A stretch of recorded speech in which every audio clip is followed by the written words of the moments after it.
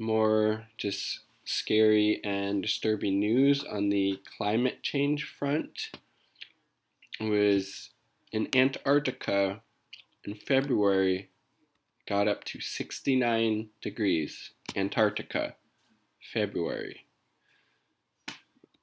And last month was the hottest January month ever in Antarctica. This is nuts. Let's see. At the National Oceanic and Atmospheric Administration on Thursday announced that last month was the hottest January ever recorded. The Guardian reported that Brazilian scientists logged a new record-breaking temperature of 20.75 degrees Celsius, or 69.35 degrees Fahrenheit at Seymour Island in Antarctica on February 9th. I mean, 69 degrees in Antarctica in February should be pretty alarming to everybody. And on top of that, the fact that last January was the hottest January ever recorded.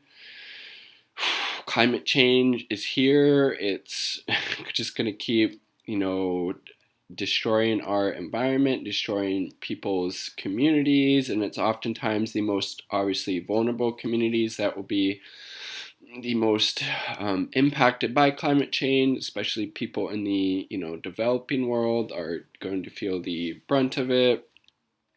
Well, that's not to say that people in the developed world won't see the consequences. It just usually the people in the developed world will just experience more of the consequences, unfortunately. The newspaper noted that the new record, along with one logged on February 6th by Argentina's Esperanza research station at the northern tip of the Antarctic Peninsula, quote, will need to be confirmed by the World Meteorological Organization, but they are consistent with a broader trend on the peninsula and nearby islands, which have warmed by almost 3 degrees Celsius. That says 37 degrees Fahrenheit, but that's not accurate. I think it would be closer to maybe like 10 or something. Since the pre-industrial revolution, one of the fastest rates on the planet.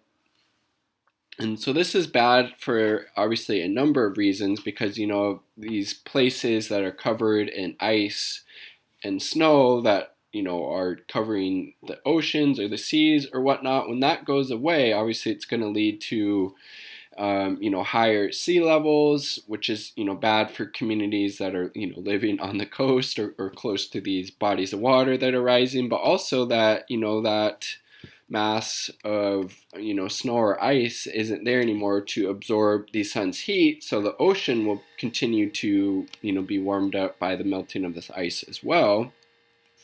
Scientists working for Terrantar, a Brazilian government climate monitoring project in the Antarctic, described the latest record as, quote, incredible and abnormal, according to The Guardian.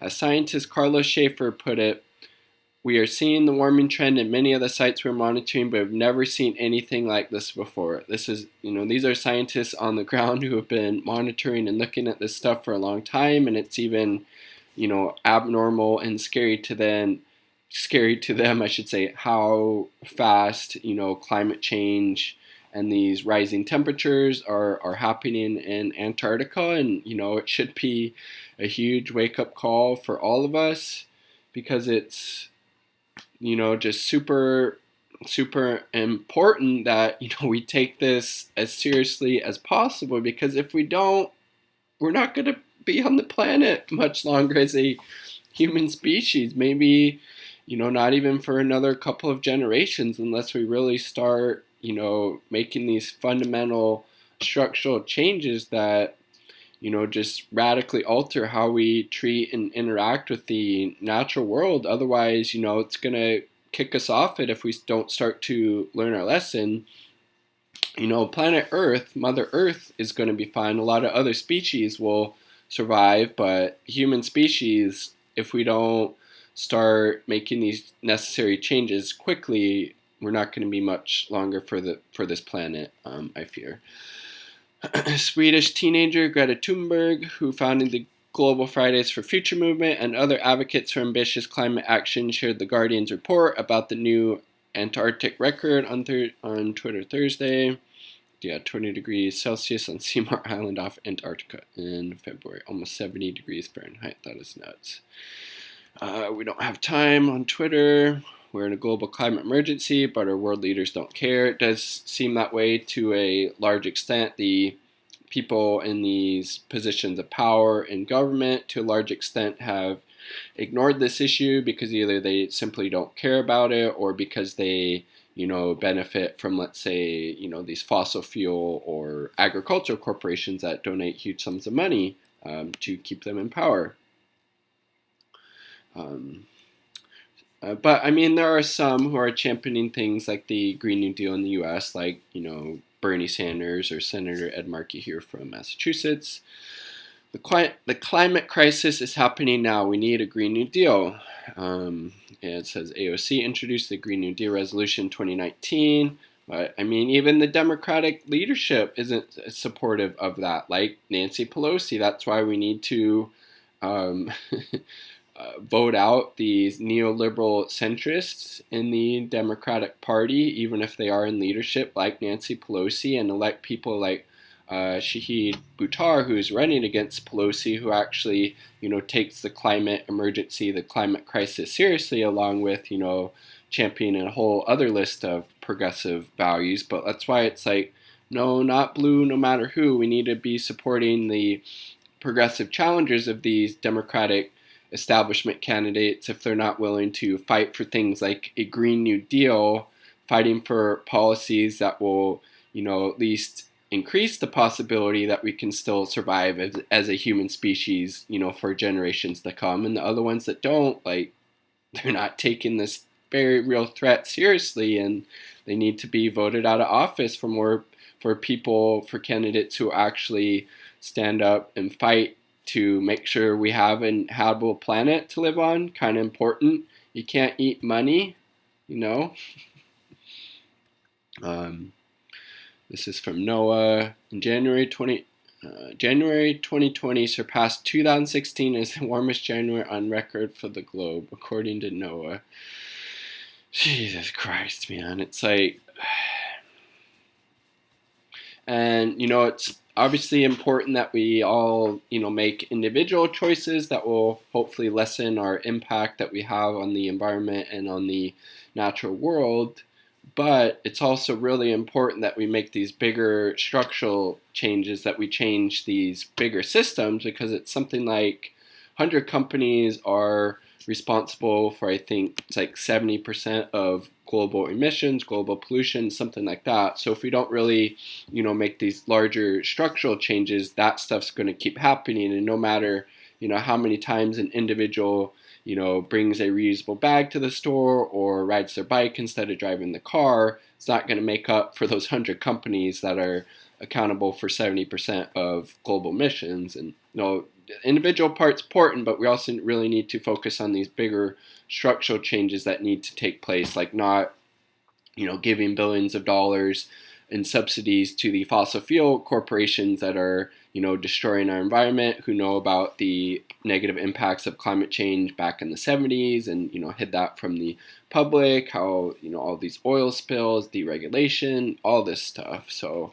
individual action and change is important, but we also need to make these bigger systems changes, or individual action, our individual, contributions aren't going to be enough, unfortunately, if we don't make these larger systems changes. Let's see. U.S. selected significant climate anomalies events for January 2020 from NOAA again. Let's see.